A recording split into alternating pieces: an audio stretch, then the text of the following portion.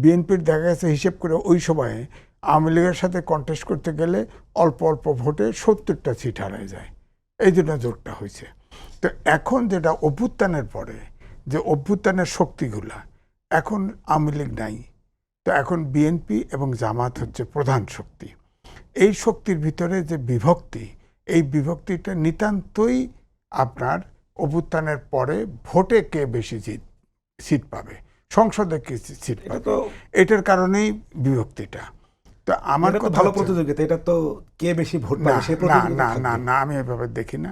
কারণ ফ্যাসিস্ট রেজাউল করিম ভাই কিন্তু উদাহরণ দিছে যে শেখ হাসিনা সব পারে, এবং সবগুলি দল দেখেন 15টা বছর বিশেষ করে নির্বাচন হয় নাই, এবং বিএনপি জামাত তো ধরেন না, বিএনপি এরা বড় বড় শক্তি মাঠেই নামতে পারে নাই। এখন তারপরে সব শক্তি যত বলেন, সব পেশাজীবী বলেন, সব কোনো না কোনোভাবে নির্যাতিত ছিল, এই জন্যই তার নামটা হয়েছে ফ্যাসিস্ট, তাই না? এই ফ্যাসিস্ট শক্তির বিরুদ্ধে সব ছাত্র জনতা রাজনৈতিক দল ব্যানার রেখে যখন এক হয়েছে, তখন কিন্তু ফ্যাসিস্ট পালিয়ে গেছে, এবং নিরাপদেই আমি বলবো পালিয়ে গেছে।